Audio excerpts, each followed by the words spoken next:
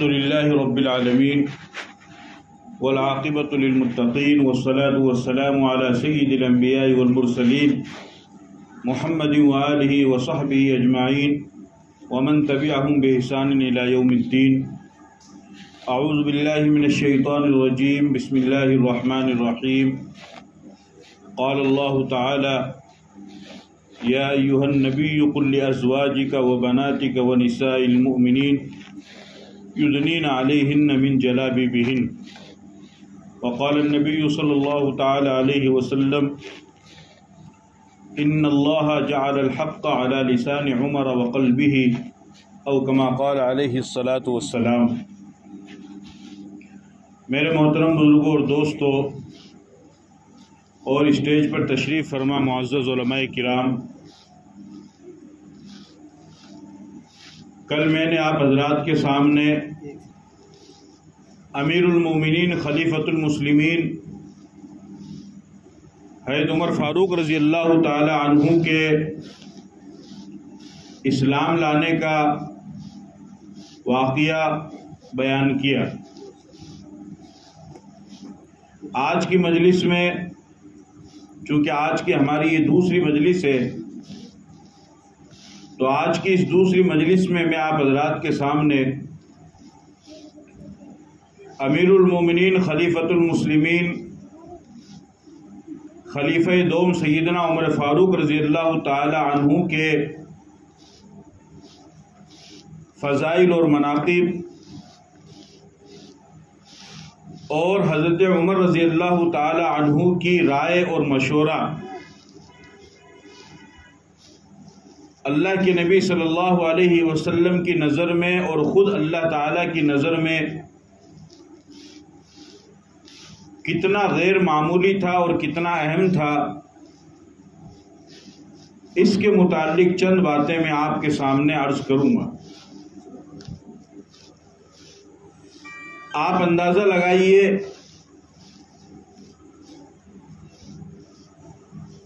کہ ہم انسان ہیں، مستقبل کے کسی بھی چیز کے بارے میں یا کسی بھی کام کے بارے میں ہم اگر کوئی رائے مشورہ کرتے ہیں یا کوئی فیصلہ لیتے ہیں تو ہمارے اس فیصلے میں کمی زیادتی بھی ہو سکتی ہے، اور اس بات کا بھی پختہ یقین ہے کہ جس نیت اور جس ارادے کے ساتھ ہم کوئی فیصلہ لیں تو وہ کام ہمارے اس ارادے اور اس نیت کے خلاف بھی ہو سکتا ہے. اس لیے کہ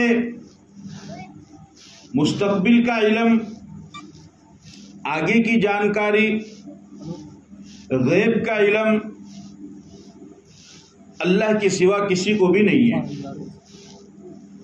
انسان تو اپنے علم سے، اپنی معلومات سے، اپنی عقل سے وہیں تک سوچ سکتا ہے اور بتا سکتا ہے اور رہنمائی کر سکتا ہے جہاں تک اس کا علم کام کرے، اس کی عقل کام کرے. اس کے آگے جہاں پر نہ انسان کا علم کام کرے اور نہ انسان کی عقل کام کرے، اس کے آگے کے بارے میں انسان نہ سوچ سکتا ہے، نہ بتا سکتا ہے اور نہ ہی رہنمائی کر سکتا ہے. تو معلوم ہوا کہ ہم اگر کوئی ارادہ کریں، کوئی نیت کریں کسی کام کے کرنے کا یا کوئی فیصلہ لیں، وہ کام صحیح بھی ہو سکتا ہے، غلط بھی ہو سکتا ہے.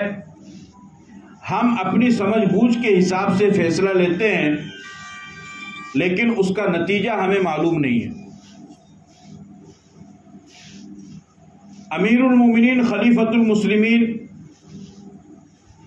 سیدنا عمر فاروق رضی اللہ تعالی عنہ بھی بالکل ہماری طرح انسان ہے، اور جس طریقے سے ہماری 2 آنکھیں ہیں، 2 ہاتھ ہیں، 2 پاؤں ہیں، اسی طریقے سے تمام اعضائے جسمانی اور انسانی ان کا بھی تھا۔ بس ان کے ساتھ ایک خاص صفت یہ تھی کہ وہ اللہ کے نبی صلی اللہ علیہ وسلم پر ایمان لانے اور اللہ کے نبی کی زیارت کرنے کی وجہ سے صحابی کہلائے۔ لیکن صحابی ہونے کی وجہ سے صحابیت والی فضیلت اور اہمیت تو ان کو ملی، لیکن انسانیت سے بلند مقام پر وہ نہیں چلے گئے۔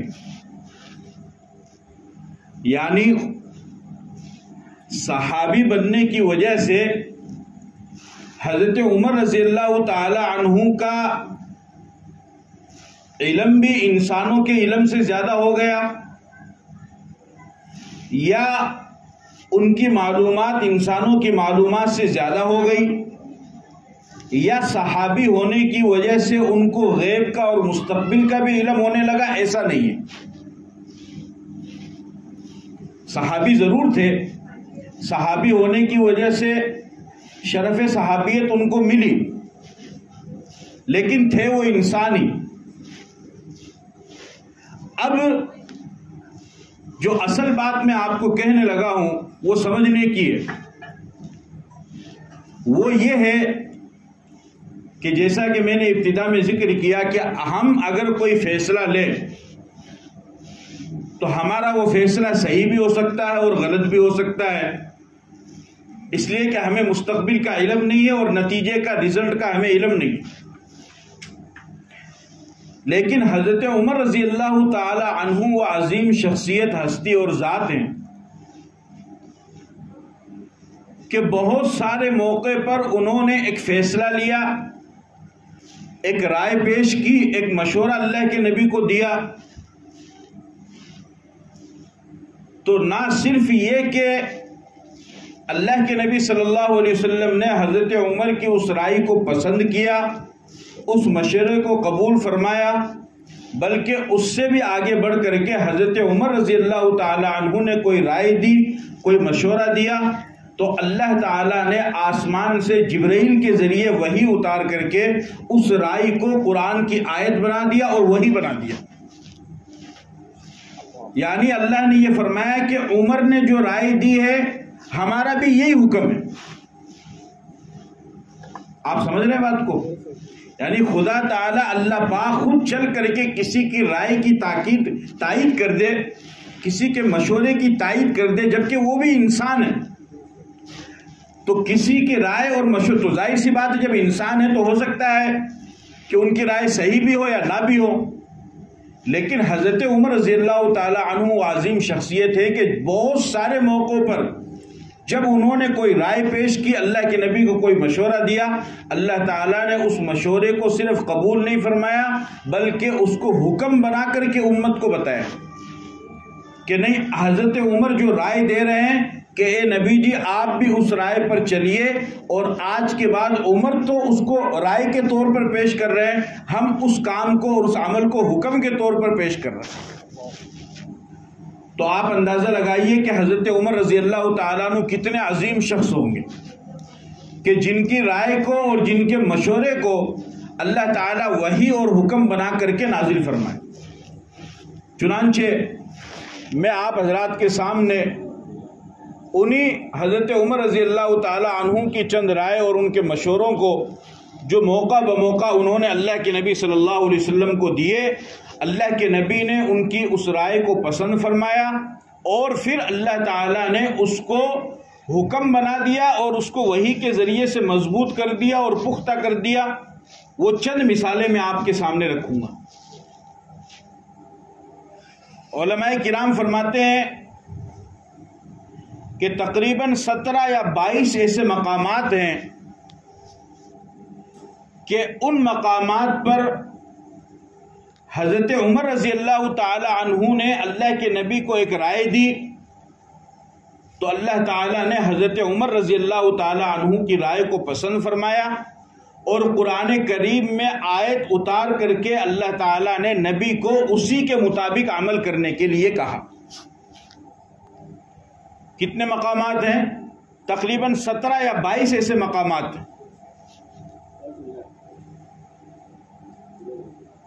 پہلا مقام، حجاج کرام جو حج کرنے کے لیے جاتے ہیں یا طواف کرنے کے لیے جاتے ہیں، تو طواف کرنے کے بعد وہاں پر مقام ابراہیم ہے۔ حضرت عمر رضی اللہ تعالی عنہ نے اللہ کے نبی صلی اللہ علیہ وسلم کو یہ رائے دی اور فرمایا کہ یا رسول اللہ، میں یہ چاہتا ہوں کہ طواف سے فارغ ہونے کے بعد لوگ مقام ابراہیم پر 2 رکعت نماز پڑھیں۔ مقام ابراہیم وہیں پر کعبہ کے پاس میں ہے۔ حضرت عمر رضی اللہ تعالی عنہ نے اپنی اس رائے کا اظہار فرمایا، اللہ تعالیٰ نے اس کو آیت بنا کر کے نازل فرمایا، اور قرآن کریم میں اللہ نے فرمایا وَاتَّخِذُوا مِن مَّقَامِ إِبْرَاهِيمَ مُصَلًّى، کہ اے نبی جی اپنی امت سے کہہ دو کہ آج کے بعد وہ مقام ابراہیم پر 2 رکعت نماز پڑھے۔ حالانکہ انہوں نے صرف رائے دی، حالانکہ ہو سکتا ہے انہوں نے وہ جو بات کہہ رہے ہیں وہ بات صحیح بھی ہو غلط بھی ہو، لیکن آپ اندازہ لگائیے کہ کیسا علم اور کیسی عقل اور کیسی سوچ اور فکر اور کیسی دانش اللہ تعالیٰ نے ان کو عطا فرمائی کہ جس چیز کو وہ رائے بنا کر کے پیش کر رہے ہیں اللہ نے اس کو حکم بنا دیا۔ دوسرا مقام، نبی پاک صلی اللہ علیہ وسلم کے ازواج مطہرات، آپ کی بیویاں، آپ کی گھر والیاں، ان کے پاس لوگ آیا کرتے تھے اور ملا کرتے تھے، آپس میں سلام دعا کیا کرتے تھے، بات چیت کیا کرتے تھے، چونکہ اس وقت پردے کا حکم نازل نہیں ہوا تھا۔ تو حضرت عمر رضی اللہ تعالی عنہ نے ایک موقع پر اللہ کے نبی صلی اللہ علیہ وسلم سے فرمایا کہ یا رسول اللہ، آپ کی ازواج مطہرات یعنی آپ کی بیویاں، یہاں پر رک کر ایک بات سمجھ لیجئے کہ ہمارے نبی پاک صلی اللہ علیہ وسلم کی جو بیویاں ہیں، ازواج مطہرات ہیں 11، وہ ہماری امت کی ماں ہے۔ ہماری امت کی کیا ہے؟ ماں ہے۔ جس طریقے سے ہمیں اپنی سگی ماں کا احترام کرنا فرض ہے، اسی طریقے سے اللہ کے نبی کی بیویوں کا احترام کرنا بھی ہمارے اوپر فرض ہے، کیونکہ وہ ہماری امت کی ماں ہے۔ ان کو ام المؤمنین کہا جاتا ہے، یعنی مومنوں کی ماں۔ چنانچہ لوگ آیا کرتے تھے ملنے کے لیے۔ حضرت عمر رضی اللہ تعالی عنہ نے فرمایا کہ یا رسول اللہ، آپ کی ازواج مطہرات یہ تمام ایمان والوں کی ماں ہے، تو میں یہ چاہتا ہوں کہ ہر قسم کے لوگ آتے ہیں تو ازواج مطہرات آپ کی بیویاں وہ پردہ کریں، تاکہ ان کی عظمت اور ان کی اہمیت برقرار رہے کہ بھئی یہ پیغمبر کی بیویاں ہیں، ہر کوئی ان کو نہیں دیکھ سکتے۔ حضرت عمر نے یہ رائے پیش کی، اللہ تعالیٰ کو حضرت عمر کی یہ رائے اتنی پسند آئی کہ اللہ تعالیٰ نے جبرائیل علیہ السلام کے ذریعے سے وحی اتاری اور قرآن کریم میں آیت اتاری، یا ایھا النبی قل لازواجک وبناتک ونساء المؤمنین یدنین علیہن من جلابیبہن، کہ اے نبی جی آپ اپنی بیویوں سے، اپنی بیٹیوں سے اور تمام ایمان والی عورتوں سے کہہ دیجئے کہ وہ اجنبی اور غیر محرم مردوں سے پردہ کیا کریں۔ کیا کریں؟ پردہ کریں۔ اب دیکھو حضرت عمر رضی اللہ تعالی عنہ نے صرف ایک رائے پیش کی، لیکن اللہ تعالیٰ کو حضرت عمر کی یہ رائے اتنی پسند آئی کہ اللہ نے اس کو فرض قرار دیا۔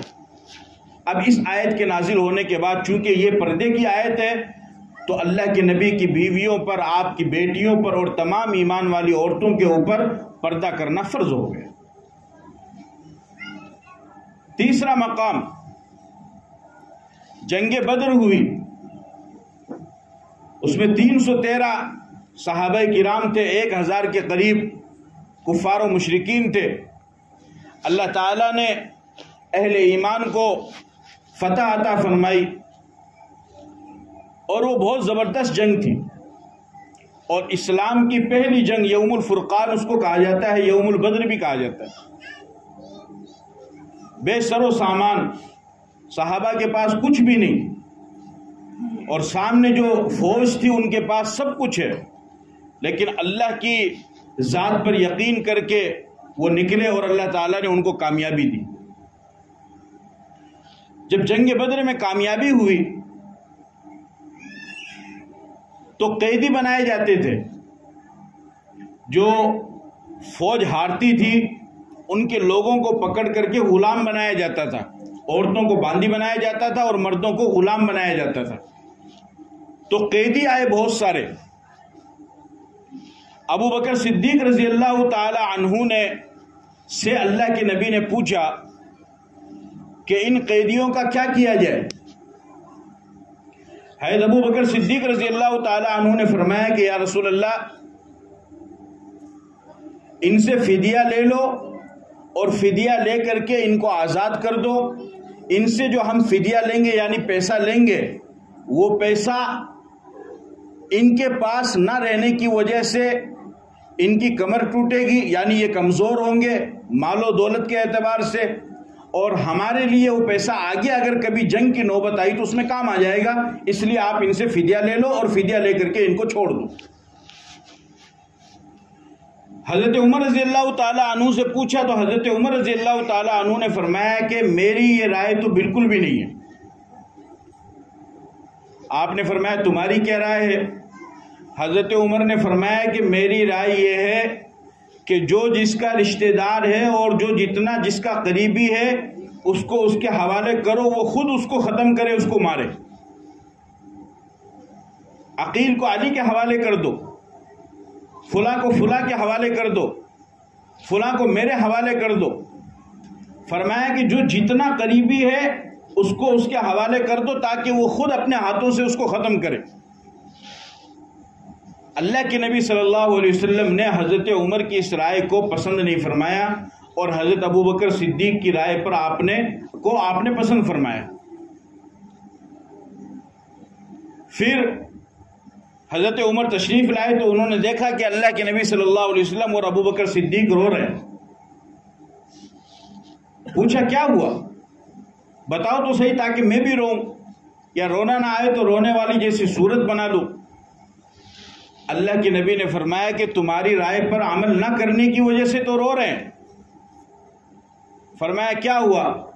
فرمایا تم سے میں نے اسیران بدر یعنی بدر کے قیدیوں کے بارے میں نے تم سے رائے لی تھی، تم نے جو رائے دی تھی میں نے اس کو پسند نہیں کیا، حضرت ابو بکر صدیق کی رائے کو میں نے پسند کیا، تو تمہاری اس رائے کو پسند نہ کرنے اور اس پر عمل نہ کرنے کی وجہ سے اس درخت تک عذاب آ چکا تھا۔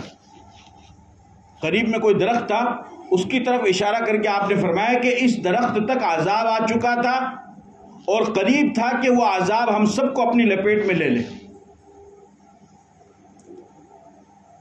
پھر فرمایا ما کان لنبی ان یکون له اسرى حتى يسخن في الارض تريدون عرض الدنيا والله يريد الاخرة والله عزيز حکیم، یعنی اللہ نے قرآن میں آیت نازل فرمائی کہ کسی نبی کے لیے مناسب نہیں ہے کہ وہ مال و دولت کے عوض میں کسی دشمن کو آزاد کر دے، اس لیے کہ فتین جب آزاد ہوگا وہ پھر فتنہ کرے گا۔ سردی کی وجہ سے اگر بچھو ڈنک نہ مارے اور وہ ٹھٹر رہا ہو، آپ جب اس کو آگ پہنچائیں گے، اس کو گرمی پہنچائیں گے، اس میں جب دوبارہ طاقت آئے گی وہ آپ ہی کو ڈنک مارے گا۔ اس لیے تو کہا نا، باپ نے دیکھا کہ ایک بیٹا ہے وہ بچھو کو گرمی پہنچا رہا ہے، پوچھا بیٹا کیا کر رہے ہو؟ کہنے لگا کہ ابا جان سردی میں یہ سکڑ رہا ہے، اس کو بہت زیادہ سردی لگ رہی ہے تو اس کو تھوڑی گرمی پہنچا دیتا ہوں۔ اس کے باپ نے اس کو ہٹایا اور کہا لا تصنع فی غیر اہلہ، کہ فالتو جگہ پر ہاتھ مت ڈالو، یعنی نااہل کے ساتھ، کمینے انسان کے ساتھ کبھی بھی بھلائی مت کرنا، اس لیے کہ جتنی تم اس کے ساتھ بھلائی کرو گے وہ اتنی زیادہ تمہارے ساتھ برائی کرے گا۔ جو کمینہ اور جو کمظرف انسان ہوتا ہے اس کی خاصیت ہوتی ہے اس کو عزت راس ہی نہیں آتی ہے۔ آپ اس کو عزت دو گے شریف ہونے کی وجہ سے، وہ آپ کو اور ذلیل کرے گا کمینہ ہونے کی وجہ سے، اس لیے کہ وہ خود ذلیل ہے۔ تو جب وہ ذلیل ہے تو ذلیل کو عزت راس نہیں آئی. بھنگی کو اگر جا کر کے کوئی عطر سنگائے، اسے جنت الفردوس یا گلاب یا اس کے علاوہ کوئی دوسرا عطر سنگائے، مشک، کستوری، تو اس کو کوئی فرق نہیں پڑے گا. وہ ایک واقعہ مشہور ہے نا، ایک بھنگی بے ہوش ہوا، لوگوں نے بڑا اس کو سنگایا، کیا کیا سنگایا، لیکن اس کو کوئی فرق نہیں پڑا. ایک دوسرا بھنگی آیا تو اس نے اس کو تھوڑا سا گوبر سنگا دیا، جیسے ہی اس کو سنگایا فوراً اس کو ہوش آ گیا. کیوں؟ وہ اسی لائن کا آدمی تھا. جو آدمی رات دن اس بدبو کے اندر رہتا ہو تو اس کو تو اس بدبو سے احساس ہوگا، خوشبو سے احساس نہیں ہوگا. تو اسی طریقے سے کمینہ انسان، ذلیل انسان، اس کو عزت راس نہیں آتی ہے. اسی لیے اگر آپ کسی کو عزت دیں، کسی کی تعظیم کریں، ایک بار کریں، 2 بار کریں، 3 بار کریں، اس کے باوجود بھی وہ آپ کی طرف دھیان نہ دے، توجہ نہ دے، تو پھر آپ بھی اس سے کنارہ کشی کر لیں، اسی میں بہتری ہے. ورنہ تو وہ آپ کو اور بھی زیادہ ذلیل اور حقیر کرے گا اور سمجھے گا. چنانچہ حضرت عمر رضی اللہ تعالی عنہ نے یہی مثال، یہی رائے دی کہ یا رسول اللہ ان سب کو ختم کر دیا جائے، ان کو باقی رکھنے سے کوئی فائدہ نہیں. چوتھا مقام، رئیس المنافقین عبداللہ ابن ابی ابن سلول، منافقوں کا بہت بڑا سردار تھا. منافق کہتے ہیں کہ جو زبان سے اسلام ظاہر کرے لیکن دل سے وہ مسلمان نہ ہو، اس کو منافق کہا جاتا ہے. اور یہ منافق پیغمبر کے زمانے میں بھی تھے اور یہ منافق آج بھی ہیں. اس کو تو عقیدے کے اعتبار سے منافق کہا جاتا ہے اور ایک عملی منافق ہوتا ہے. پیغمبر کے زمانے میں جو منافق تھے، اللہ تعالیٰ نے وحی کے ذریعے سے ان تمام منافقین کے بارے میں پیغمبر کو بتا دیا تھا. ان میں سب سے بڑا منافق تھا عبداللہ ابن ابی ابن ابی سلول. وہ تمام منافقوں کا سردار تھا. اس نے حضور کو اور صحابہ کو بہت نقصان پہنچایا، بہت زیادہ نقصان پہنچایا. اس نے اسلام کو، حضور کو اور صحابہ کو تکلیف پہنچانے میں کوئی کسر نہیں چھوڑی. اس کا لڑکا تھا عبداللہ، وہ مسلمان تھے اور پکے سچے صحابی تھے. جب اس منافق کا انتقال ہوا، اور یاد رکھیے کہ منافق اور غیر ایمان والا دونوں جہنم میں ایک ساتھ ہی ہوں گے. ان اللہ جامع المنافقین والکافرین فی جہنم جمیعا. اللہ غیر ایمان والے کو اور منافق کو جہنم میں ایک ساتھ اکٹھا کرے گا. دونوں کا ٹھکانہ وہی ہے، اس وجہ سے کہ وہ زبان سے تو اسلام ظاہر کر رہا ہے لیکن دل میں اسلام نہیں ہے. اس نے بہت تکلیف پہنچائی، لمبے واقعات ہیں. جب اس کا انتقال ہوا تو ان کے پکے سچے بیٹے صحابی مخلص عبداللہ، وہ حضور صلی اللہ علیہ وسلم کے پاس آئے اور آ کر کے فرمایا کہ یا رسول اللہ، میرے باپ کا انتقال ہو گیا ہے اور میں ساری چیزیں جانتا ہوں. انہوں نے آپ کو جو جو تکلیف پہنچائی ہے میں ساری تکلیفوں کو جانتا ہوں، مجھے یاد ہے. لیکن چونکہ میرا باپ تھا، اب وہ مر گیا ہے تو مرنے پر دشمن کا بھی دل پسیج جاتا ہے کہ اب زندہ ہی نہیں رہا تو اب کرے گا کیا انسان. تو میں یہ چاہتا ہوں کہ آپ میرے باپ کی نماز جنازہ پڑھا دیں. وہ بے شک منافق تھا، بلکہ رئیس المنافقین تھا، سردار تھا، لیکن چونکہ اسلام زبان سے کم ظاہر کرتا تھا، آپ نماز جنازہ پڑھا دی. آپ نے فرمایا ٹھیک ہے، میں نماز جنازہ پڑھا دوں گا. جب آپ نماز جنازہ پڑھانے کے لیے جانے لگے تو حضرت عمر رضی اللہ تعالی عنہ نے آپ کو روکا اور فرمایا کہ یا رسول اللہ، آپ کو خبر ہے آپ کیا کر رہے ہیں، کس کا جنازہ پڑھا رہے ہیں؟ اس کو نہیں جانتے کتنی تکلیف اس نے پہنچائی، یہ تو منافق ہے. آپ نے فرمایا کہ اللہ تعالیٰ نے مجھے یہ کہا ہے استغفر لهم او لا تستغفر لهم ان تستغفر لهم 70 مرة فلن يغفر الله لهم، کہ اللہ نے مجھے یہ کہا ہے کہ اے نبی جی آپ اس کے لیے دعا کرو یا نہ کرو، آپ اس کے لیے مغفرت طلب کرو یا نہ کرو، اگر آپ 70 مرتبہ بھی اس کے لیے مغفرت کی دعا کرو گے تب بھی میں اس کو معاف نہیں کروں گا۔ اللہ نے کہہ دیا۔ پھر آپ نے فرمایا کہ اللہ نے مجھے اختیار دیا ہے تو میں اس کے لیے مغفرت کی دعا کرتا ہوں، اس کا جنازہ پڑھا دیتا ہوں، شاید کہ اللہ اس کو معاف کر دے۔ بہرحال اس کے بعد فوراً اللہ تعالیٰ نے قرآن کریم میں آیت نازل فرمائی اور باقاعدہ حضرت عمر رضی اللہ تعالی عنہ نے جو بات کہی تھی کہ منافق کا جنازہ نہ پڑھائیں، اللہ نے اس کو حکم بنا کر کے نازل فرمایا اور فرمایا وَلَا تُصَلِّ عَلَىٰ أَحَدٍ مِّنْهُمْ مَاتَ أَبَدًا وَلَا تَقُمْ عَلَىٰ قَبْرِهِ، کہ اے نبی جی آج کے بعد ان منافقین کا نہ تو آپ جنازہ پڑھائیں گے اور نہ ان کی قبر پر کھڑے ہوں گے۔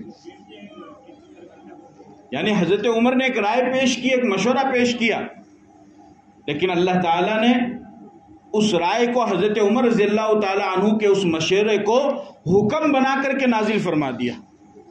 تو آپ اندازہ لگائیے کہ حضرت عمر رضی اللہ تعالی عنہ کی شخصیت کتنی بڑی شخصیت تھی، کتنا بڑا ان کا مقام تھا کہ ایک انسان ہے اور صحابی ہیں، لیکن وہ جو رائے پیش کر رہے ہیں اور وہ جو باتیں بتا رہے ہیں، اللہ رب العزت ان باتوں کو حکم بنا کر کے پیش فرما رہے ہیں، اور ایسے معمولی نہیں، قرآن میں یعنی قیامت تک کے لیے اس کو حکم بنا رہے ہیں، کیونکہ قرآن تو قیامت تک رہے گا، قیامت سے پہلے تو ختم ہوگا نہیں۔ انا نحن نزلنا الذکر وانا له لحافظون، کہ ہم نے قرآن کو نازل کیا، ہم اس کی حفاظت کرنے والے ہیں۔ تو اللہ تعالیٰ قیامت تک قرآن کی حفاظت فرمائیں گے، تو جب تک قرآن رہے گا تب تک اللہ تعالیٰ کا یہ حکم بھی رہے گا اور حضرت عمر کی رائے بھی رہے گی۔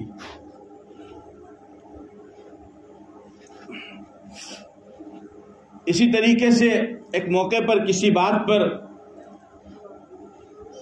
چوتھا جو موقع تھا، حضور صلی اللہ علیہ وسلم نے اپنی بیویوں کی سرزنش فرمائی۔ حضرت عمر کو معلوم ہوا، وہ گئے ام سلمہ رضی اللہ تعالیٰ عنہ کے پاس اور ان سے کہا کہ تم ایسا کیوں کر رہے ہو؟ اللہ نے تم کو پسند کیا، منتخب کیا، تمہیں یہ فضیلت اور یہ شرف عطا فرمایا کہ تم کو پیغمبر کی بیوی بنایا۔ اگر پیغمبر چاہیں تو تم کو چھوڑ کر کے دوسرے کو اپنی نکاح میں لے آئے، پھر تمہارے لیے وہ فضیلت کہاں رہے گی؟ حضرت ام سلمہ نے فرمایا کہ آپ نصیحت مت کیجیے، حضور خود فرما دیں گے۔ حضرت عمر رضی اللہ تعالی عنہ نے یہ بات کہی، اللہ تعالیٰ نے فوراً آیت نازل فرمائی عسى ربه ان طلقكن ان يبدله ازواجا خيرا منكن مسلمات مؤمنات قانتات تائبات عابدات سائحات سیبات وابکارا، کہ تم صحیح سے رہو، اگر تم صحیح سے نہیں رہو گے تو پھر اللہ کے نبی کو اللہ تعالیٰ نے یہ اختیار دیا ہے کہ وہ تم کو تبدیل کر کے اس کی جگہ پر دوسرے اس کو کیا جا سکتا ہے، یعنی دوسری بیوی کو لے آئیں گے۔ حضرت عمر نے وہ بات کہی، اللہ تعالیٰ نے اس کو بیان فرما دیا۔ اسی طریقے سے ایک چھٹے موقع پر، چھٹا مقام جو حضرت عمر رضی اللہ تعالی عنہ کی رائے کے مطابق ہوا، ایک منافق اور یہودی میں جھگڑا ہوا، وہ کسی زمین کے معاملے میں، وہ اپنے جھگڑے کو لے کر کے حضور صلی اللہ علیہ وسلم کے پاس گئے، تو چونکہ اس میں یہودی حق پر تھا اور منافق وہ ناحق تھا، تو اللہ کے نبی صلی اللہ علیہ وسلم نے دونوں کی باتیں سنی اور باتیں سننے کے بعد آپ نے یہودی کے حق میں فیصلہ فرما دیا۔ وہ منافق بڑا پریشان ہوا اس نے سوچا کہ حضور کے یہاں سے تو میرا کام بنا نہیں، اب میں ایسا کرتا ہوں کہ حضرت عمر کے پاس چلتا ہوں۔ اور اس کا خیال یہ تھا کہ چونکہ حضرت عمر رضی اللہ تعالی عنہ یہودیت کے خلاف بہت سخت ہیں، تو وہ تو صرف اس یہودی کو دیکھیں گے اور دیکھتے ہی میرے حق میں فیصلہ کر دیں گے، اس لیے کہ بے شک میں منافق ہوں لیکن زبان سے تو میں کلمہ پڑھتا ہوں۔ یہودی نے کہا کہ بھئی اللہ کے نبی نے فیصلہ کر دیا ہے، اب آگے بات بڑھانے کی ضرورت ہی نہیں ہے۔ اس نے کہا نہیں چلو، چنانچہ گئے۔ جانے کے بعد میں بات شروع ہونے لگی تو یہودی نے کہا کہ حضرت عمر رضی اللہ تعالیٰ عنہ سے کہا یہودی نے کہ آپ ہمارا قضیہ، ہمارا فیصلہ سن لے، لیکن اس سے پہلے میں آپ کو ایک بات کہنا چاہتا ہوں۔ فرمایا کہو۔ یہودی کہنے لگا کہ ہمارا جو معاملہ ہے، اللہ کے نبی کے پاس ہم آپ سے پہلے گئے تھے اور اللہ کے نبی نے میرے حق میں فیصلہ کر دیا ہے اور اس کے خلاف فیصلہ دیا ہے، یہ زبردستی گھسیٹ کر کے مجھے آپ کے پاس میں لے کر کے آیا ہے، اب آپ کی مرضی۔ حضرت عمر رضی اللہ تعالیٰ عنہ اندر تشریف لے گئے۔ وہ منافق سوچ رہا تھا کہ کوئی کتاب وتاب، کوئی کاپی واپی لے کر کے آئیں گے، تلوار لے کر کے آئے اور سیدھے اس کی گردن اڑا دی۔ فرمایا کہ جو محمد کے فیصلے کو نہیں مانے گا اس کے لیے عمر کا یہی فیصلہ ہے۔ جب حضور نے فیصلہ کر دیا، وقت کے نبی نے فیصلہ کر دیا، جن کے ہاتھ پر میں نے کلمہ پڑھا ہے، تو اب اس کے بعد کسی اور فیصلے کی ضرورت کیا ہے؟ اب یہ تو سوائے بےمانی کے کچھ بھی نہیں ہے۔ اب بڑا شور مچا کہ دیکھو ایک مسلمان کو قتل کر دیا، ایک تو ویسے ہی تعداد کم ہے، لوگ خلاف ہو رہے ہیں، پورا مکہ خلاف ہو رہا ہے، پورا سماج خلاف ہو رہا ہے، سب دشمن ہو رہے ہیں، تھوڑے بہت گنے چنے لوگ بن رہے ہیں، اس میں بھی عمر یہ اپنے ساتھیوں کو، اپنے ماننے والوں کو قتل کر رہا ہے، وہ زبان سے کلمہ پڑھنے والا تھا۔ بجائے یہودی کے، جو اسلام کے دشمن ہیں، لَتَجِدَنَّ أَشَدَّ النَّاسِ عَدَاوَةً لِلَّذِينَ آمَنُوا الْيَهُودَ وَالَّذِينَ أَشْرَكُوا، کہ آپ لوگوں میں سب سے زیادہ سخت اور دشمنی کرنے والے اسلام اور دین کے بارے میں اگر کسی کو پائیں گے تو وہ یہودی اور مشرک ہے۔ یہ قرآن کا فیصلہ ہے۔ تو بجائے اس یہودی کو مارنے کے، ختم کرنے کے، اپنے آدمی کو ختم کر دیا۔ پھر شور اٹھنے لگا کہ قصاص لیں گے، کیونکہ اسلام میں قصاص ہے قتل کرنے پر، وَلَكُمْ فِي الْقِصَاصِ حَيَاةٌ۔ اگر کسی نے کسی کا عمدن قتل کیا ہے، جان بوجھ کر کے قتل کیا ہے، تو اسلامی حکومت اگر ہے تو اس کو بدلے میں قتل کیا جائے گا۔ جب یہ آواز اٹھنے لگی تو اللہ تعالیٰ نے فوراً آیت نازل فرمائی، اور اللہ تعالیٰ نے فرمایا فَلَا وَرَبِّكَ لَا يُؤْمِنُونَ حَتَّى يُحَكِّمُوكَ فِي مَا شَجَرَ بَيْنَهُمْ ثُمَّ لَا يَجِدُوا فِي أَنفُسِهِمْ حَرَجًا مِّمَّا قَضَيْتَ وَيُسَلِّمُوا تَسْلِيمًا، کہ اے نبی جی یہ منافق جو شور مچا رہے ہیں کہ عمر نے ایک مسلمان کا قتل کر دیا ہے، اس کی وجہ سے قصاص میں اس کو بھی قتل کیا جائے، تو اے نبی جی آج ہم آپ کو یہ فیصلہ سنا رہے ہیں کہ جو آپ کے حکم اور آپ کے فیصلے کو نہ مانے وہ مسلمان ہو ہی نہیں سکتا ہے، اور جب مسلمان نہیں ہو سکتا ہے، وہ مسلمان ایمان والا نہیں ہے، تو پھر قصاص میں قتل بھی نہیں کیا جائے گا۔ آپ سمجھے بات کو؟ یعنی حضرت عمر رضی اللہ تعالیٰ عنہ نے جو عمل کیا، اللہ تعالیٰ نے اس کو آیت بنا کر کے اس کو پیش فرما دیا۔ تو آپ اندازہ لگائیے کہ حضرت عمر رضی اللہ تعالیٰ عنہ کی کتنی اہمیت تھی اور کتنا بڑا مقام تھا۔ 7واں مقام، حضرت عمر رضی اللہ تعالیٰ عنہ جمعے کے دن مسجد میں داخل ہوئے تو مسجد میں ممبر کے پاس میں کچھ لوگ بحث کر رہے ہیں۔ آج بھی یہ معمول ہے کہ جس کو جہاں پر بحث کرنے کا، اپنی بھڑاس نکالنے کا موقع نہیں ملتا ہے تو وہ مسجد کو چنتا ہے۔ اور مسجد کے کولر بھی چل رہے ہیں، مسجد کی اے سی بھی چل رہی ہے، اور بجائے عبادت کرنے کے اپنی خواہشات کو پورا کرنے کا، بلکہ اب تو لوگ اپنا حساب کتاب بھی مسجد میں کرنے لگے، اور ذرہ برابر بھی خدا کا خوف نہیں ہے، اتنا زور زور سے بولیں گے کیونکہ ان کو پتا ہے بیچارہ امام تو غریب ہے، وہ تو کچھ بول نہیں سکتا، وہ بولے گا تو کان پکڑ کے نکال دیں گے، دوسرا لے آؤں گے۔ ارے اللہ کے بندو، امام نہیں بول رہا ہے تو خدا کو تو جواب دینا پڑے گا قیامت کے دن، یا امام کو جواب دو گے؟ آج کتنے لوگ ہیں جو بغیر عذر شرعی کے کرسی پر بیٹھ کر کے نماز پڑھتے ہیں مسجدوں میں؟ کتنے لوگ ہیں؟ امام ان کو سمجھاتا ہے، بتاتا ہے کہ بغیر عذر شرعی کے کرسی پر بیٹھ کر نماز پڑھنا جائز نہیں ہے۔ اگر آپ کھڑے ہو کر کے نہیں پڑھ سکتے ہیں تو زمین پر بیٹھ کر کے پڑھو، زیادہ دور مت جاؤ، صرف آج سے 100 سال پہلے کی تاریخ میں آپ بتا دو کہ کسی نے کرسی پر بیٹھ کر نماز پڑھی، کرسی آگے لگا لی، خود آگے کھڑے ہو گئے، اب صف یہاں بنی ہوئی اور حضرت یہاں کھڑے، آدھے امام تو یہی ہے بھائی، تھوڑا سا آگے امام ہے، اس کا تھوڑا پیچھے یہ ہے، تو ایک امام ہے، 2 امام، یہ بھی نہیں پتہ چلتا ہے۔ اور اس سے بڑی مصیبت، بجائے کرسی سائڈ میں ڈالنے کیا بیچ میں ڈالنے لگے۔ ماں حاجی صاحب نماز پڑھ رہے، دیکھو بھائی آپ خود ایمانداری سے بتاؤ، جب آپ مسجد میں جاتے ہو بھدا نہیں لگتا ہے؟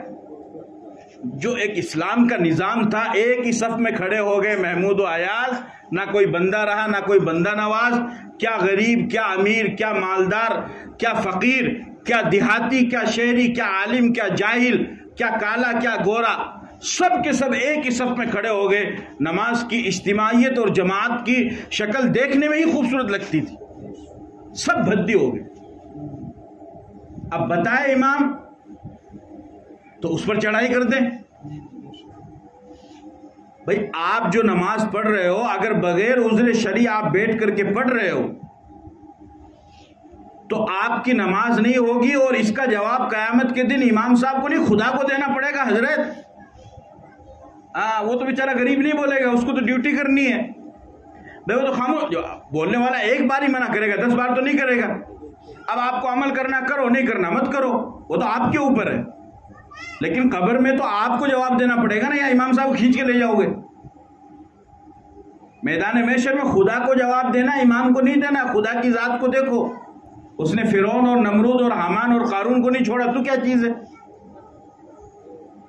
5 پیسے آنے کے بعد اتنا بڑا ہو گیا کہ خدائی دعویٰ کرنے لگا، اور خدا کا ایک بتایا ہوا حکم اس میں تو منمانی کر رہا ہے کہ نہیں میں تو آئے پڑھ دوں گا، پڑھ لے، جواب بھی تجھے دینا پڑے گا۔ 1-1 گھنٹہ کھڑے رہیں گے، 2-2 گھنٹہ کھڑے رہیں گے دنیاوی ضرورت کے لیے، 5 منٹ کھڑے ہو کر نماز نہیں پڑھ سکتے ہیں۔ یہ میں ان لوگوں کے لیے کہہ رہا ہوں کہ جو معمولی سے بہانے بنا کر کے کرسی پر بیٹھ کر نماز پڑھنے لگ جاتے۔ باقی کسی کو اگر عذر ہے، کوئی واقعتاً مجبور ہے، معذور ہے، تو اس کو تو شریعت بھی اجازت دیتی ہے، اس میں تو کوئی منع ہی نہیں ہے۔ اسی طریقے سے ایک مسجد میں ایک مرتبہ جماعت کی نماز ہو جانے کے بعد دوسری جماعت کرنا مقیم لوگوں کے لیے، یعنی محلے والے لوگوں کے لیے مکروہ تحریمی ہے، گناہ ہے۔ مسافر تو کر سکتے ہیں، اس لیے کہ ان کو تو سفر پہ جانا ہے، تو مسجد میں جو جماعت کی نماز ہوتی ہے، اس جماعت کی نماز سے پہلے یا اس کے بعد مسافر کبھی بھی اپنی جماعت کر سکتے ہیں، ان کے لیے کوئی گناہ نہیں، کیونکہ ان کو آگے سفر کرنا ہے۔ لیکن جو محلے میں رہنے والے لوگ ہیں، ان کے لیے مسجد کی جماعت ہو جانے کے بعد دوسری جماعت کرنا یا تیسری جماعت کرنا مکروہ تحریمی ہے، سخت گناہ ہے، کو مانتا ہی نہیں۔ لو بھائی آ جاؤ ایک کام کرو، ہاں جلدی سے وضو کر لو، ہاں بھائی تکبیر پڑھ، اس کو شوق ہو رہا ہے، وہ اپنی سورت سنانا چاہتا ہے۔ ارے اللہ کے بندے، اگر تو دوسری یا تیسری مسجد میں جماعت کرے گا تو پہلی جماعت کی اہمیت کیا رہ جائے گی؟ بھئی آپ جو 10 دن کی یہاں مجلس لگاتے ہیں، اگر یہ پورے سال ہی لگنے لگے تو 10 دن کی کیا اہمیت رہ جائے گی؟ گر ہما شب قدر بودے، شب قدر بے قدر بودے، اگر ساری راتیں ہی شب قدر ہوتی تو شب قدر تو بے قدر ہو جاتی۔ شب قدر تو سال میں 5 راتیں ہیں نا، 21، 23، 25، 27 اور 29، ان 5 راتوں میں تلاش کرنے کا حکم ہے رمضان میں شب قدر کو۔ اگر ساری ہی راتیں شب قدر ہوتی تو شب قدر بے قدر ہو جاتی. تو جب آپ دوسری جماعت کراؤ گے، تیسری کراؤ گے، تو اب نوجوان یہ سوچے گا ہاں 20 پر پہلی جماعت ہوگی، بعد میں وہ دوسرے بھائی صاحب آؤ گے، وہ 25 پر دوسری جماعت کر لگا، آپ دوسری میں شامل ہو جاؤں گے. اور دلیل کیا ہے؟ نہ قرآن سے دلیل، نہ حدیث سے دلیل، نہ فقہ سے دلیل. ہم نے سعودیہ میں ایسے ہی دیکھا ہے. واہ بھائی، تو آپ وہاں کام کرنے کے لیے گئے تھے یا مسئلہ دیکھنے کے لیے گئے تھے؟ آپ اگر مسجد حرام میں بھی، میں کہتا ہوں کہ اگر مسجد حرام میں بھی جو کعبہ شریف ہے، مسجد حرام میں بھی اگر آپ نے ایسا دیکھا ہے تو آپ نے تو مسجد حرام میں یہ بھی دیکھا ہوگا کہ نمازیوں کے آگے سے لوگ گزرتے ہیں. کیوں؟ اس لیے کہ لاکھوں کی تعداد میں نمازی ہے، تو ایک اگر سلام پھیرے گا تو دوسری نیت باندھ لے گا، دوسرا باندھے گا تو دوسرا سلام پھیرے گا، تیسرا باندھ لے گا. تو وہاں پر تو مجبوری ہے، اور وہ لوگ ان کے آگے سے گزرتے ہیں. کیا آپ اپنی مسجد میں بھی گزر سکتے ہیں؟ تو اگر آپ وہاں کی مثال دیتے ہیں تو پہلے اپنی مسجد کو حرم شریف کے برابر تو بنا لو، اور اتنے لوگوں کو لا کر نماز تو پڑھوا لو، پھر بعد میں آپ بھی دوسری تیسری جماعت کر لینا. بتاؤ کوئی بات ہے؟ تو یہ کیا بات ہوئی؟ اور ہر جگہ کے جو فقہ ہے، جو مسلک ہے، وہ اس جگہ کے حساب سے ہے، ایسے نہیں ہے، اس جگہ کے حساب سے ہے. اللہ تعالیٰ نے ہمیں یہ سہولت عطا فرمائی، اللہ تعالیٰ کروڑوں رحمتیں نازل فرمایا ائمہ اربعہ کے اوپر کہ انہوں نے ایسا فقہ ہمیں عطا فرمایا ہے کہ کسی کے لیے کوئی مشکل نہیں. اچھا نماز میں تو آپ کر لیں گے جیسے سعودیہ میں ہوتا ہے، باقی چیزوں میں کیا کریں گے؟ نکاح میں کیسے کریں گے؟ طلاق میں کیسے کریں گے؟ میراث میں کیسے کریں گے؟ خلا میں کیسے کریں گے؟ وصیت میں کیسے کریں گے؟ اپنانا ہے تو ساری چیزوں کو اپناؤ نا. تو اب یہ ایک بات ہے، یعنی کرسیوں پر بغیر عذر کے نماز پڑھنا، اور اسی طریقے سے دوسری جماعت کرنا مقیم کے لیے، لیکن چل رہا ہے. اب امام ٹوکے تو اس پر سختی کر دے. ان صاحب کیوں زیادہ ہی بول رہے ہیں آج کل؟ ارے بھائی تجھے جماعت کرانے کا شوق ہے تو کہیں اور کرا لے، جا کر کے اپنے گھر میں کروا لے. مسجد کی تو جو جماعت ہے طے ہے، اس جماعت میں شامل ہونے کی کوشش کرو. اب تو کچھ لوگ ایسے ہو گئے کہ جان بوجھ کر کے پیچھے رہتے ہیں. کیوں کہ میں بعد میں جاؤں گا 4-5 دن بیڑا کر لوں گا، بعد میں لوگ نماز پڑھ کے نکل گئے، میں پڑھ دوں گا القاریہ تم القاریہ وماد، اور انہیں تو القاریہ بھی آئے، انہیں تو اذا زلزلت. ایسا ہو رہا ہے، آپ سمجھ رہے ہیں بات کو؟ تو اس برائی کو بھی ہمیں ختم کرنا پڑے گا. بغیر عذر شرعی کے اگر کھڑے ہو کر کے نماز پڑھو. آپ ایک بات بتاؤ مجھے، کرسی پر بیٹھ کر نماز ہوتی ہے یا نہیں؟ یہ تو بات کی چیز، اس کو چھوڑ دو. آپ بتاؤ نماز میں کتنے رکن ہیں؟ 4 بڑے رکن ہیں، 4 ہے نا. قیام یعنی کھڑے ہونا، دوسرا رکوع، تیسرا سجدہ، اور چوتھا قاعدہ جو اپن تشہد پڑھتے بیٹھ کر کے، اس کو قاعدہ بولتے. یہ 4 بڑے رکن ہیں، قیام، رکوع، سجدہ اور قاعدہ. اچھا کرسی پر نماز پڑھنے والا ایمانداری سے بتاؤ کتنے ارکان پورے کرتا ہے؟ ایک بھی نہیں کرتا ہے بھائی. اس لیے کہ وہ کھڑا ہے، تو اگر وہ کھڑا بھی ہے تو آگے کھڑا ہے.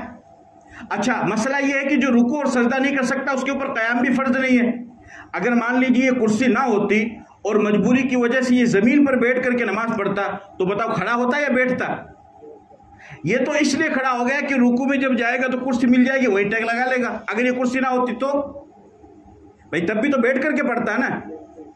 اچھا مان لو تھوڑی دیر کے لیے چلو وہ قیام کر رہا ہے، بچے کتنے بچے؟ 3. رکوع اور سجدہ اور قاعدہ. بتاؤ رکوع کرتا ہے وہ؟ بھائی جھکنا تو ایک الگ چیز ہے. سجدہ کرتا ہے، جھکتا ہے. رکوع نہیں کرتا، سجدہ نہیں کرتا، جھکتا ہے. اور قاعدہ کرنا یعنی ان دونوں پاؤں کے اوپر اپنے بدن کو رکھنا، اور بائیں پاؤں کو بچھانا اور دائیں پاؤں کو کھڑا کرنا، اور اس کی انگلیوں کو قبلے کی طرف کرنا. یہ سنت طریقہ ہے. یہ کرتا ہے کرسی پر بیٹھنے والا. اب کرسی پر نماز ہوتی ہے یا نہیں ہوتی وہ تو چھوڑ دو، لیکن یہ جو نماز کے 3 بڑے رکن ہیں، یا یوں کہو کہ بلکہ 4 جو بڑے رکن ہیں، یہ ان میں سے کسی کو بھی نہیں کر رہا. بتاؤ خدا کو ایسی نماز چاہیے؟ ارے بولو بھائی، کیا خدا نے اسی لیے رکوع فرض کیا تھا؟ تو رکوع کر ہی نہیں رہا بھائی، کرسی پہ بیٹھ کے رکوع نہیں، وہ تو جھکنا ہوا، رکوع تو نہیں ہوا، یہ تو بائی پاس ہو گیا نا۔ اور اگر سجدہ بھی کریں گے تو سجدہ کہاں کرا؟ تو جھک رہا ہے بھائی، رکوع میں اتنا جھکے گا، سجدے میں زیادہ جھک جائے گا، لیکن سجدہ تو نہیں ہوا۔ سجدہ تو کہتے ہیں 7 اعضاء پر کرنے کا نام سجدہ ہے۔ امرنی اعلیٰ 7 اعضاء، مجھے حکم دیا ہے کہ میں 7 اعضاء پر سجدہ کروں۔ کتنے؟ 7 اعضاء کے اوپر سجدہ کرنے کا حکم ہے۔ بتاؤ رکوع میں بیٹھنے والا کتنے عضو کو لگاتا ہے زمین پر؟ ایک بھی نہیں لگتا۔ تو آپ خود ایمانداری سے سوچو کہ اللہ نے جو نماز اتاری تھی اور نماز کی جو شکل اور جو ہیئت پیغمبر نے جبرائیل کے ذریعے سے ہمیں دی تھی، صحابہ نے جو ہم تک نماز پہنچائی، کیا کرسی پر بیٹھ کر نماز پڑھنے والا ایسی نماز پڑھ رہا ہے؟ آپ بتاؤ۔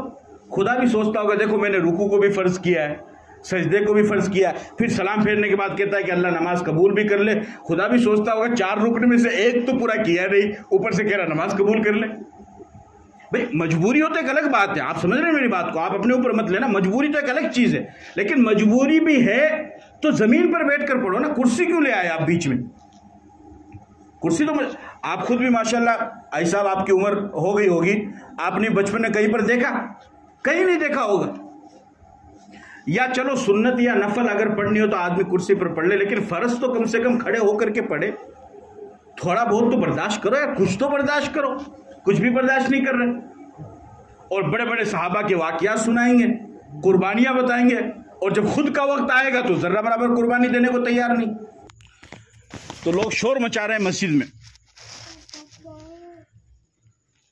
جبکہ مسجدوں میں بلند آواز سے بات کرنا اللہ کے نبی نے فرمایا کہ یہ قیامت کی نشانی ہے۔ وَارْتَفَعَتِ الْأَصْوَاتُ فِي الْمَسَاجِدِ، آپ نے فرمایا کہ قیامت کے قریب لوگ بلند آواز سے مسجدوں میں باتیں کریں گے۔ تو مسجدوں میں بلند آواز سے بات کرنا اور بغیر عذر شرعی کے کرسیوں پر بیٹھ کر نماز پڑھنا، بغیر عذر شرعی کے دوسری جماعت کرانا، یہ سب چیزیں کیا ہے؟ من مانی ہے۔ یہ سب چیزیں کیا ہے؟ یہ شریعت نہیں ہے، یہ من چاہی ہے، من مانی ہے۔ اور یہ من مانی کیوں چل رہی ہے؟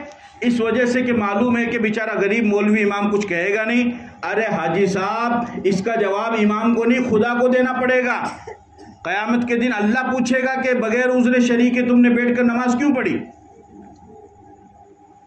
بہرحال تو اس میں سے ایک شخص نے کہا کہ آج کے بعد تو میں صرف حاجیوں کو پانی پلاؤں گا، اس کے بعد کچھ بھی کام نہیں کروں گا، تب بھی میرے لیے کافی ہے۔ دوسرے نے کہا کہ میں مسجد حرام کی تعمیر کروں گا، اس کے علاوہ کچھ بھی نہیں کروں گا، میرے لیے کافی ہے۔ تیسرے نے کہا کہ میں فی سبیل اللہ قتال کروں گا، اور یہ ان دونوں سے افضل ہے۔ حضرت عمر نے فرمایا کہ پیغمبر کے ممبر کے پاس کھڑے ہو کر کے بحث مباحثہ مت کرو، اور میں جمعے کے بعد پیغمبر سے پوچھ کر کے بتاؤں گا۔ اللہ حضرت عمر نے یہ بات کہی، اللہ تعالیٰ نے آیت نازل فرمائی، اجعلتم سقایۃ الحاج وعمارۃ المسجد الحرام کمن آمن باللہ والیوم الآخر وجاہد فی سبیل اللہ، کہ یہ لوگ حاجیوں کو پانی پلانے اور مسجد حرام کی تعظیم کرنے، عمارت تعمیر کرنے اور اسی طریقے سے اور دیگر چیزوں پر ایمان لانے کو ہی کافی سمجھتے ہیں، جبکہ یہ سب چیزیں برابر نہیں۔ اسی طریقے سے ایک موقع پر ایک یہودی نے حضرت عمر رضی اللہ تعالیٰ عنہ سے کہا کہ تمہارے پاس میں ایک آیت ہے قرآن میں جس کو تم پڑھتے ہو، اگر وہ آیت ہمارے پاس اترتی، ہمارے بارے میں اترتی، تو ہم تو اس دن کو عید کا دن بناتے۔ حضرت عمر نے فرمایا کون سی آیت ہے؟ کہنے لگا وہ آیت ہے الیوم اکملت لکم دینکم واتممت علیکم نعمتی ورضیت لکم الاسلام دینا، کہ اللہ پاک فرماتے ہیں کہ نبی آج کے دن میں نے تمہارے لیے دین کو مکمل کر دیا ہے، اور میں نے اپنی نعمت کو مکمل کر دیا ہے، اور میں تمہارے دین اسلام سے راضی ہو چکا ہوں۔ حضرت عمر رضی اللہ تعالیٰ عنہ نے فرمایا کہ ہاں مجھے یہ آیت معلوم ہے، اور جس وقت یہ آیت نازل ہوئی اس وقت جمعے کا دن تھا اور عرفہ کا دن تھا۔ عرفہ کا دن تھا، اللہ کے نبی عرفات میں تھے، اور جمعے کا دن تھا، اور جمعے کا دن تو ہمارے لیے عید ہی ہے۔ جس طریقے سے عید اور بقرعید سالانہ عید ہے، اسی طریقے سے جمعے کا دن بھی ہمارے لیے ہفتے کی عید ہے۔ یہ حضرت عمر رضی اللہ تعالی عنہ ہیں کہ جن کی شہادت کب ہوئی؟ 2 تاریخ کو. ہاں کل تو بتایا تھا، یکم محرم الحرام کو. بھول گئے کیا؟ پھر کل بتا گیا تھا نا. کب ہوئی؟ 1 محرم کو. حضرت حسین کی شہادت 10 محرم کو، اور حضرت عمر رضی اللہ تعالیٰ عنہ کی شہادت کب ہوئی؟ 1 محرم کو. اب آپ اندازہ لگائیے کہ 1 محرم کو، یعنی وہ شخص جو ایک رائے دے، ایک مشورہ دے، اللہ تعالیٰ ان کی رائے اور مشورے کو حکم بنا کر کے قرآن میں نازل فرما دے، وہ کتنا عظیم انسان ہوگا. اور اس عظیم انسان کی شہادت 1 محرم کو ہوتی ہے کہ وہ دنیا سے چلا جاتا ہے. تو ان کی شہادت کو یاد رکھنا بھی ہمارے لیے ضروری ہے کہ ہم ان دنوں میں جس طریقے سے حضرت حسین رضی اللہ تعالی عنہ کی شہادت اور میدان کربلا میں ان کے جو 72 ساتھی شہید ہوئے ان کی شہادت کا ہم ذکر کرتے ہیں، تو حضرت عمر رضی اللہ تعالی عنہ کی بھی شہادت کا ذکر کریں کہ جنہوں نے اسلام کے لیے اتنی بڑی خدمات انجام دی. سمجھ گئے آپ حضرات؟ تو یہ تقریباً 7، 8 یا 9 مقامات تھے. حالانکہ ان کے علاوہ اور بھی ہیں، لیکن چونکہ اتنا وقت بھی نہیں ہے اس لیے میں آپ کے سامنے پوری تفصیل نہیں بیان کر سکتا، اور یہ بھی بہت مختصر کر کے میں نے آپ کے سامنے بیان کیا.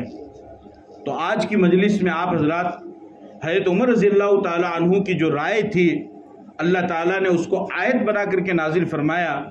تو اس سے آپ کو معلوم ہوا ہوگا کہ حضرت عمر کی شخصیت کتنی عظیم شخصیت اور وہ کتنے بڑے آدمی تھے. ان کی شہادت 1 محرم کو ہوئی. اللہ تعالیٰ ان کی شہادت کو بھی قبول فرمائے. اور جو حدیث میں نے پڑھی تھی اس میں بھی اللہ کے نبی صلی اللہ علیہ وسلم نے ارشاد فرمایا ان اللہ جعل الحق علی لسان عمر وقلبہ، کہ اللہ تعالیٰ نے عمر کے دل اور زبان پر حق کو جاری فرما دیا. اسی لیے وہ جو بات کہا کرتے تھے اللہ تعالیٰ اس کو آیت بنا کر کے اور حکم بنا کر کے اور حق کے طور پر اللہ تعالیٰ اس کو نازل فرما دیا کرتے. تو دعا فرمائے اللہ تعالیٰ حضرت عمر رضی اللہ تعالی عنہ کی تمام خدمات کو قبول فرمائے، اور اللہ تعالیٰ جنت الفردوس میں اعلیٰ سے اعلیٰ مقام عطا فرمائے، اور اللہ تعالیٰ ان کے درجات کو اور بھی زیادہ بلند فرمائے، اور ان کے درجات کو اور بھی اللہ تعالیٰ اعلیٰ مقام پر اللہ تعالیٰ ان کے درجات کو پہنچائے، اور ہمیں بھی ان کے نقش قدم پر چلنے کی توفیق عطا فرمائے. باقی جو ان کے واقعات ہیں وہ انشاءاللہ اگر زندگی سلامت رہی تو کل کی مجلس میں آپ حضرات کے سامنے آئیں گے. وآخر دعوانا ان الحمد للہ رب العالمین.